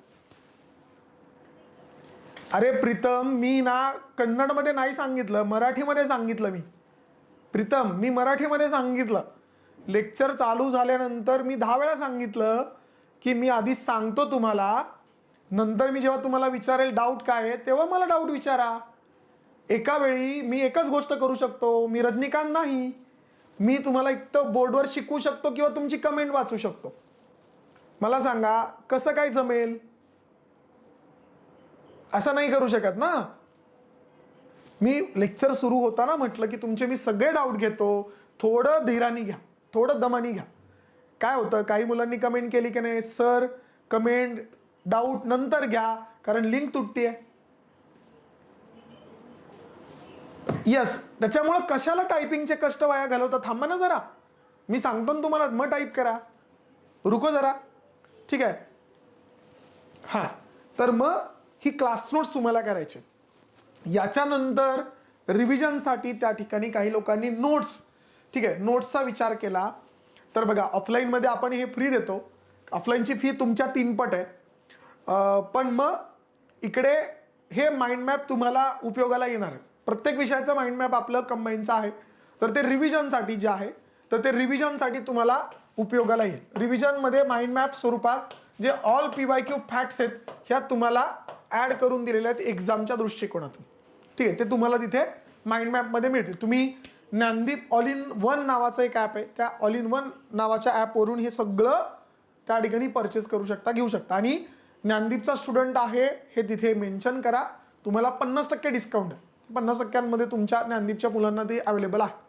ठीक आहे, ठीक आहे. नाही, PDF क्लास नोट्सच्या PDF अवेलेबल होणार नाहीत, तुम्हाला हार्ड कॉपी अवेलेबल होती आणि वर्गात शिकवतो त्याच्या PPT अवेलेबल होतात PDF मध्ये. ठीक आहे, की लक्षात घ्या. मग या पद्धतीने तुम्हाला एवढ्याच गोष्टी पेपरला सध्या वापरायच्या आहेत. आता विश्लेषणाची पुस्तकं पूर्व परीक्षा आणि मुख्य परीक्षा हे आपल्याला रेफर करायचं आहे. ठीक आहे, कंबाईन पूर्व परीक्षेचं आत्तापर्यंतचं त्या ठिकाणी विश्लेषण आणि मुख्य परीक्षेचं सुद्धा विश्लेषण 25-26 पर्यंतचं आपल्याला PYQचं प्रिलियमचं वेगळं आणि मुख्य परीक्षेचं वेगळं हे आपल्याला पेपरला प्रश्न कसे येतात याच्यासाठी आवश्यक आहे. मग त्या पद्धतीने आपल्याला त्या ठिकाणी अभ्यासाचा प्लॅन बनवायचा आहे. जसे लेक्चर थोडासा चालू होईल, फ्लोमध्ये येईल, त्याच्यानंतर या गोष्टी आपल्याला आवश्यक आहेत. मग त्या वेळेस तुम्हाला मी त्याची अपडेट देत राहील की आता तुम्ही कशा पद्धतीने करा. की जसं की तुम्ही एखादा स्टेट बोर्डचं पुस्तकामधून टॉपिक वाचला, स्टेट बोर्ड, पहिलं स्टेट बोर्ड रीडिंग, बरोबर. दुसरं लेक्चर करायचं, लेक्चर केल्यानंतर तुम्ही क्लास नोट्समधून तो चॅप्टर वाचायचा आहे. त्याच्यानंतर तुम्हाला इकडे पूर्व परीक्षेच्या विश्लेषणाच्या पुस्तकामधून प्रश्न सोडवायचे. पुढची स्टेप आहे तुमची मुख्य परीक्षेच्या विश्लेषणामधून तुम्ही मुख्य परीक्षेचे प्रश्न सोडवायचे. आणि मग शेवटचा टप्पा जो आहे तो मग तुमचा प्रॅक्टिसचा आणि रिव्हिजनचा, ज्याच्यामध्ये तुम्हाला हे 22,000 प्रश्नसंच, सगळे प्रॅक्टिस क्वेश्चन आहेत, प्रॅक्टिस क्वेश्चन प्रश्नसंच आहे. मग तिथे तुम्हाला तो प्रश्न सोडवायचा आणि मग रिव्हिजनला सगळ्यात शेवटी माइंड मॅप वापरायचा. म्हणजे स्टेट बोर्ड बेसिकमधून तो चॅप्टर वाचायचा, त्याचा विषय करायचा, लेक्चर करायचं, मग क्लास नोट्स वाचायची, मग प्रिलियम, मग मेन्स आणि मग प्रॅक्टिस क्वेश्चन. हा सिक्वेन्स आपला असणार आहे. ठीक आहे, हे लक्षात घ्या. या पद्धतीने तुम्ही वर्कआउट करू शकता. अभ्यासाचा फ्लो तुम्हाला या पद्धतीने सगळा ठेवायचा आहे. सगळ्या गोष्टी तुम्हाला रेडीमेड आम्ही त्या ठिकाणी फ्लोमध्ये तयार करून ठेवलेल्या आहेत. तुम्हाला फक्त त्या फॉलो करायच्या. मुलं काय करतात, ते फॉलो करत नाहीत आणि नको त्या शंका उपस्थित करतात, नको त्या विचार करतात, ओव्हरथिंक करतात आणि अभ्यासाच्या नावाखाली त्या ठिकाणी फक्त विचार करत बसतात. कृतीशून्य, तिथे धोका आहे, हे लक्षात घ्या. या पद्धतीने थोडासा अभ्यास आपल्याला कंबाईनच्या बाबतीमध्ये करावा लागणार आहे. हे सगळा फ्लो आहे. ठीक आहे. यस, आता मला तुमचे डाऊट गेलेले, विचारलेले वर गेले. मी आधीच सांगतो, तुम्ही आत्ता आधी जे डाऊट विचारलेत ना, ते तुमचे सगळे गेले. आता तुम्ही एक एक जण डाऊट विचारा, मी त्या प्रश्नाचं उत्तर देतो. घाई करू नका, एक एक जण विचारा. येस, मोठं करते.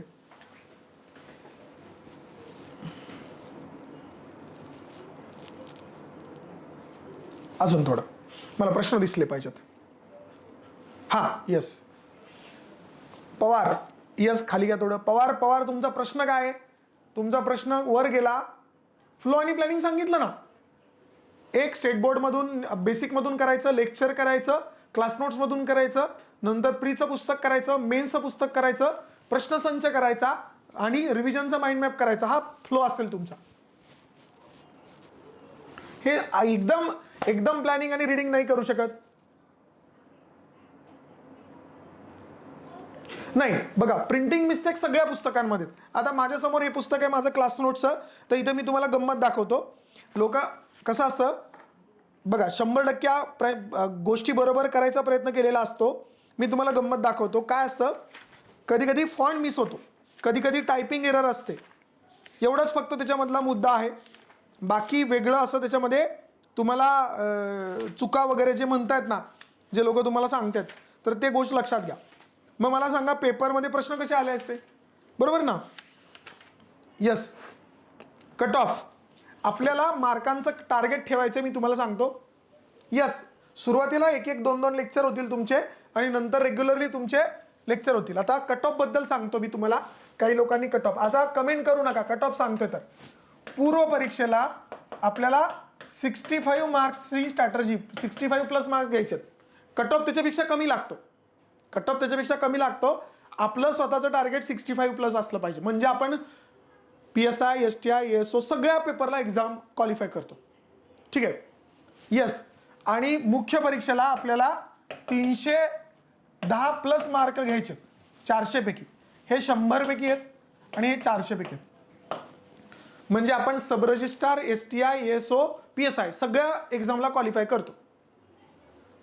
हा, तुम्ही क्लास नोट्स अकॅडमीमध्ये येऊन कलेक्ट करू शकता, काही प्रॉब्लेम नाही. हो, टाइम टेबल जे टाकले तुम्हाला त्याच पद्धतीने एकच लेक्चर तुमचं होईल. आता सध्या ओरिएंटेशन होतील आणि नंतर तुमचे डेलीला 3 किंवा 4 लेक्चर, 1 तासाचे गॅपनी 1 तासाचे लेक्चर. कारण का, कंटिन्यू कानामध्ये आणि डोळ्यांना त्रास होऊ शकतो, म्हणून आपण तो मध्ये गॅप ठेवलाय. 1 तासाचं लेक्चर ठेवल्यावर गॅप, नंतर 1 तासाचं लेक्चर, मग 1 तासाचं लेक्चर, असं. ग्रुप बी साठी नाही, 4ही पोस्टसाठी एकच एक्झाम असते. हो, प्री प्लस मेन साठी इनफ आहे. आयोगाच्या पॅटर्न नुसार तुमचे एक 15 दिवस किंवा एक 3-4 आठवडे तुमचं शिकून झालं की तुमच्या रेग्युलर क्लास टेस्ट होतील. दर संडेला क्लास टेस्ट असेल. स्टेट बोर्डचे लेक्चर तुमच्या बॅचमध्ये अपलोड आहेत, तुम्ही तिथे बघू शकता. हो, 0 पासून तयारी केली तरी होऊ शकतं, काही प्रॉब्लेम नाही. आजचं एक लेक्चर आहे, तसंच टाइम टेबल राहील, बरोबर ना? कंबाईनचं विचारून, कंबाईन 12 जानेवारीचे लेक्चर किती आहेत?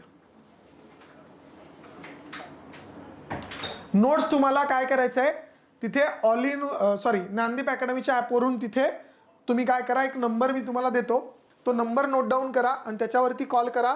तुमची फी रिसिप्ट आणि ते तुम्हाला डिटेल दिले की तुम्हाला त्या गोष्टी 90 11 66 10 20 हा डिजिटल टीमचा नंबर आहे.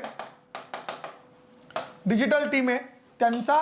त्या नंबरला तुम्ही कॉल केला 10:30 ते संध्याकाळी 6 या वेळांमध्ये, सकाळी 10:30 ते संध्याकाळी PM याच्यामध्ये तुम्हाला डिटेल्स येतील. दुसरी, टेलिग्रामला मी सगळं अपलोड करायला सांगतो की बुक कसे मागवायचे, रेकॉर्डेड लेक्चर भेटतील.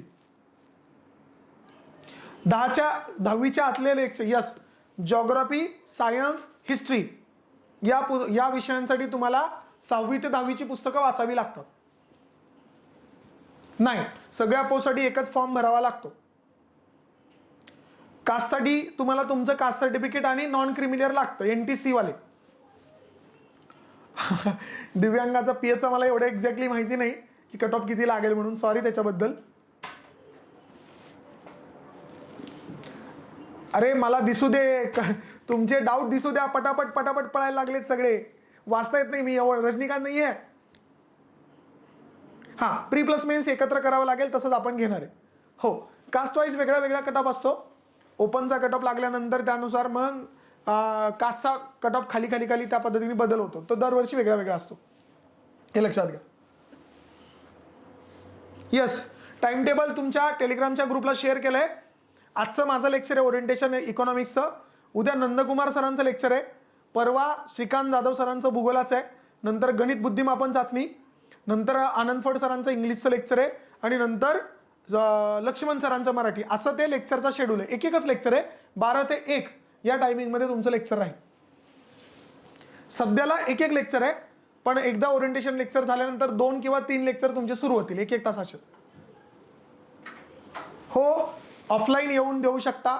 यस, टेस्ट देऊ शकता ऑफलाईन येऊन दर संडेला.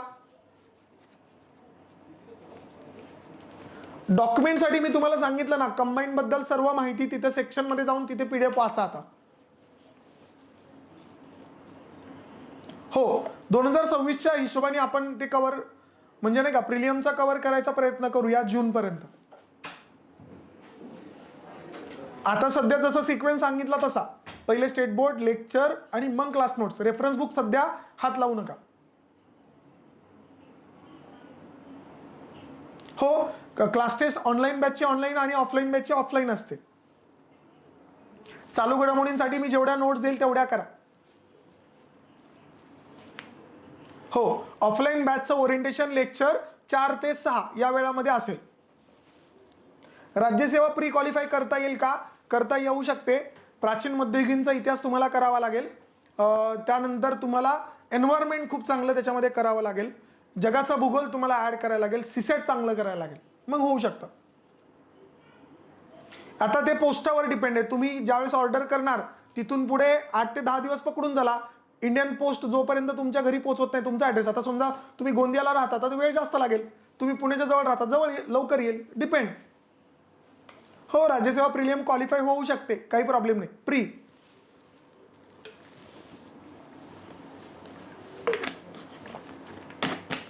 करंटचा सिलेबस जागतिक, आंतरराष्ट्रीय, म्हणजे आंतरराष्ट्रीय घडामोडी, भारताच्या घडामोडी आणि महाराष्ट्राच्या घडामोडी.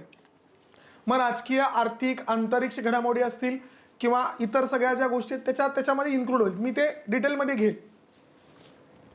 हो, लेक्चर चालू असताना नोट्स काढल्या तर फायदा होईल 100%. किंवा क्लास नोट्स घेऊन बसला त्याच्यामध्ये हायलाईट केलं तरी चालतं. कृष्णा, अरे तुझी कमेंट दिसली पाहिजे ना रे. मला सांग, तिथे 100 पोरं कमेंट करतायत आणि तुझी कमेंट कशी पटपट पळते. काय करू मी, सांग? हो, लेक्चर रेकॉर्डेड बघू शकतात.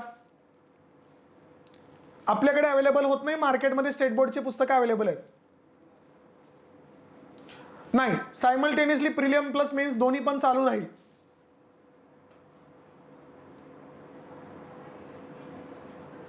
नाही, त्या पद्धतीनेच घेऊया ना आपण. जेवढं वर्गात शिकवलं त्याच्यातूनच प्रश्न आहेत. जे वर्गातून शिकवले त्याच्यावरच प्रश्न आहेत. नाही तुषार, नको. करंट अफेअर्सला तुम्ही मी जेवढं सांगतोय आर्थिक घडामोडींचं तेवढंच वाचायचं.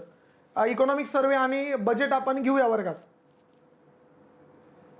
प्रश्नसंच बाय करायचा ज्ञानदीप ऑल इन वन ऍपवर भेटून जाईल.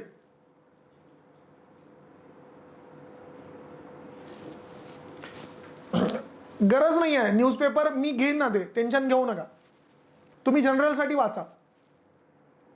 नवीन स्टेट बोर्ड 11वी 12वीचे नवीन स्टेट बोर्ड नाही. न्यूजपेपर रीडिंग कंपल्सरी नाही, तुमच्या जनरल नॉलेजसाठी वापरा. एका वर्षात पोस्ट मिळू शकते का? मिळू शकते. म्हणजे कशी माहिती आहे का, 1 वर्ष प्रिपरेशन आणि तिथून पुढे 1 वर्षाचा अटेम्प्ट, असे टोटल 2 वर्ष. एज लिमिट PSI साठी ओपन जनरलला 31चं एज लिमिट आहे. ठीक आहे, आणि 31 PSI साठी फक्त. PSIचं बोलतोय मी, 31 ओपन.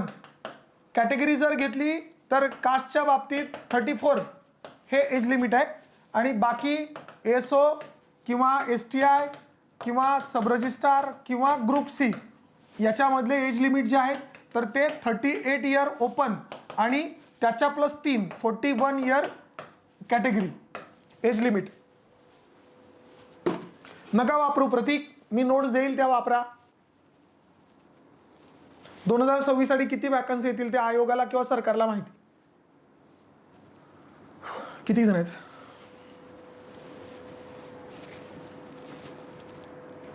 ठीक आहे.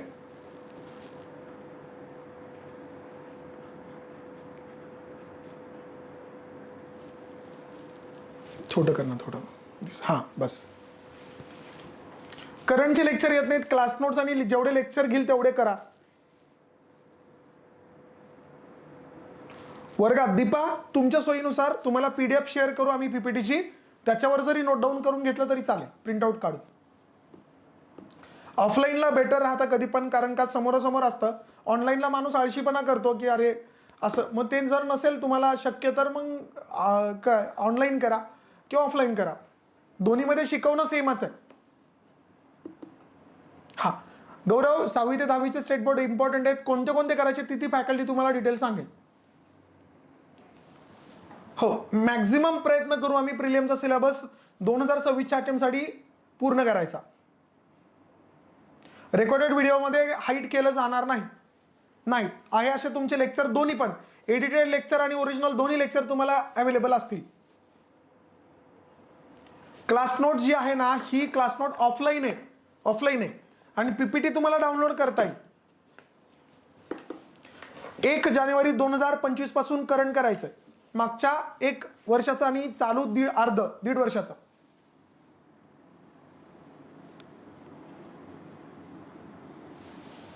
हा करू शकता, काही प्रॉब्लेम नाही, रेकॉर्डेड इनफ आहे. विश्वजित, करंटचे जेवढं मी सांगेल इथून पुढे तेवढं करा, तुमचे करंटचे मार्क येऊन जातील. हो, सेकंड इयर काय फर्स्ट इयर पासून केली तरी चालेल. बॅच मध्येच अवेलेबल असते. टेस्ट म्हणून एक फोल्डर असतो, तिथे अवेलेबल होते टेस्ट. 1000 जागा यायला पाहिजे. 1000 800-900 जागा आहेत. गट बला 800 जागा, 800 समथिंग जागा आहेत. गट कला 900 आसपास जागा आहेत. 1000च्या आसपास जागा येतात पेपरला. गट ब आणि गट कच्या 1000. हा 25चा आणि 26चा 6 महिन्याचं करणं असं आपण घेऊ. हो, सरळ सेवेचा सगळा सिलेबस कव्हर होतो, त्याच्यामुळे सरळ सेवा सोपी होते गट ब आणि गट क मध्ये. फॉर्म कसा भरावा फ्री कोर्समध्ये गेल्यानंतर तिथे सगळं आहे. प्रोफाईल क्रिएट कसं करावी, फॉर्म कसा भरावा, गट ब बद्दल माहिती, गट क बद्दल माहिती डिटेलमध्ये आहे. किंवा युट्यूबला मी व्हिडिओ घेतलाय तो एक बघा. ऑफलाईनची फी मी तुम्हाला नंबर दिला, त्याच्यावर कॉल करा, ते तुम्हाला डिटेलमध्ये सांगतील. होतात करंट अफेअर्सचे लेक्चर पण इथून पुढे कंटिन्यू होतील.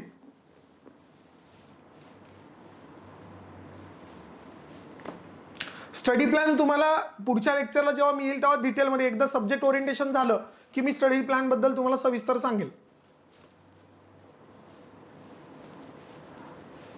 टायमिंग तू नाही, लेक्चर त्याच टायमिंगला होतील, तुम्ही नंतर बघू शकता रेकॉर्डेड लेक्चर. पण मग अभ्यासाच्या बद्दल आम्ही मार्गदर्शन करू, कधी करायचा कधी नाही करायचा हे सांगूया. जॉब करून शक्य आहे का? हो, तुमच्या इच्छाशक्तीवर आहे. युजर तुम्ही जर का केला चांगला अभ्यास सरळ सेवेचा तर होऊ शकतं 100%. हो प्रीतम, 100% होईल. मी पुण्यातच आहे, ऑफलाईनच्या ऍडमिशनला मी आहे पुण्यात येऊन भेटा. अलका टॉकीजच्या चौकामध्ये TCC स्क्वेअरला मी अवेलेबल आहे. ऑनलाईन लेक्चरचा टायमिंग सकाळी 7:45 पासून लेक्चर सुरू होतात, संध्याकाळी 6-6:30 पर्यंत लेक्चर. त्या अख्ख्या दिवसभराच्या स्लॉटमध्ये 1-1 तासाचे 4 लेक्चर. मग त्याचं टाइम टेबल तुम्हाला टेलिग्रामला येतं. हां, प्रयत्न केला, सगळेजण तेच 100% प्रयत्न करतात लेक्चरच्या आधी PPT तुम्हाला शेअर करायची. MSc चालू आहे तर दोन्हीचा बॅलन्स करा, आणि जेव्हा तिकडे पेपर असेल तेव्हा इकडे कमी वेळ द्या, आणि तिकडे पेपर नसेल, रेग्युलर तुमचा स्टडी चालू असेल तेव्हा कंबाईनला अभ्यासाला वेळ जास्त द्या. असं मॅनेज करा. हा, पहिल्या 2 किंवा 3 EMI भरल्यानंतर तुम्हाला क्लास नोट्स मिळून जाते. हो, टेस्ट सिरीज ऑनलाईन देता येते. टेलिग्राम ग्रुप तुमच्या बॅचमध्ये तुम्ही बॅच परचेस केल्यानंतर आहे, तिथे जाऊन टेलिग्रामवर क्लिक करा, लिंक ओपन करा आणि जॉईन करा. हो, ऑनलाईन देता येते. आहेत, ऑलरेडी आहेत, आणि माझ्या प्रत्येक लेक्चरमध्ये स्टेट बोर्ड इन्क्लूड आहे. त्याच्यामुळे सेपरेट लेक्चर पण दिलेत, आणि मी वर्गामध्ये शिकवताना सुद्धा स्टेट बोर्ड सगळं शिकवतो. हो, मेनसाठी कंपल्सरी डिग्री लागते. हो, बॅच संपल्यानंतर पुढचे 16 महिने ऍक्सेस राहतो. 16 महिने ऍक्सेस राहतो बॅच संपल्यानंतर. हा, सुधीर करू शकता, काही प्रॉब्लेम नाही. 92 26 71 22 30. मेंटरशिप सेपरेट असा प्लॅन नाही आहे, पण बॅचमधले तुम्ही मुलं फोन करू शकता, विचारू शकता. तुम्हाला अभ्यासाबद्दल जे काय अडचणी असतील ते आम्ही सांगू. फोन उचलला गेला नाही किंवा मेसेजला रिप्लाय नाही केला तर प्लीज परत करा, कारण लेक्चर, आता मी 1.5 तास झालं तुमच्याबरोबर बोलतोय, लेक्चर घेतोय. मला सांगा, आता मला 2-3 कॉल येऊन गेले, मग मी घेऊ शकतो का, नाही घेऊ शकत, तेवढं फक्त समजून घ्या. कारण बऱ्याच मुलांना गैरसमज होतो की अरे मास्तर लय खडूस आहे, फोन उचलत नाही. पण लक्षात घ्या, दिवसभर लेक्चर असतात, कसं उचलणार, त्याच्यामुळं तेवढं फक्त ऍडजस्ट करा. हां, बेसिक पासून सुरुवात करायची, स्टेट बोर्ड पासून सुरुवात करा, जे मी तुम्हाला सांगितलं. आणि 1 इयरची स्ट्रॅटेजी मी ऑलरेडी युट्यूबला लेक्चर घेतलंय, ते एकदा बघा. प्रियंका,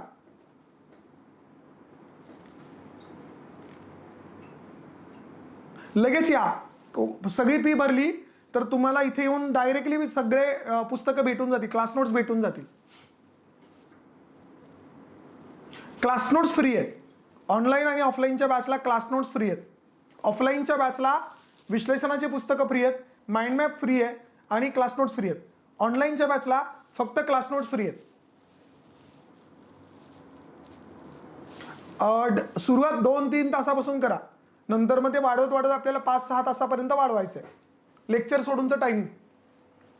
ऑफलाईनचा टाइम टेबल आत्ता या आठवड्यात 4 ते 6, आणि त्याच्यानंतर 2:30 ते 4:30 आणि 5 ते 7 असं राहील ऑफलाईनचा टाइम. करंट महेंद्र टेन्शन घेऊ नको, माझ्याकडे सोडून दे, करंटचं मी घेतो. ठीक आहे, कारण काय आता शिकवणार करंटमध्ये काय शिकवू मी तुम्हाला सांगितलं ना की आज मी एक लेक्चर घेईल करंटचं सविस्तर, मग त्याच्यामध्ये आपण वाटल्यास बोलूया. ऑफलाईनची फी किती आहे, 90 11 66 10 20. मी तुम्हाला नंबर दिला, याच्यावरती कॉल केला, ते तुम्हाला सविस्तर माहिती देते ऑफलाईनची फी.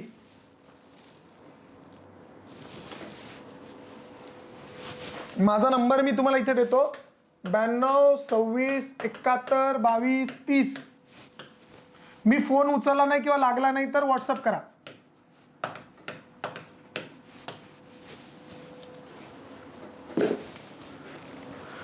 प्रतीक, एक कॉल करून ठेव, नाही लागला तर मेसेज करून ठेव, मी रिप्लाय करेन. लेक्चर स्टक होतंय, मे बी इंटरनेटचा काहीतरी इश्यू असेल, ते क्लिअर होऊन जाईल.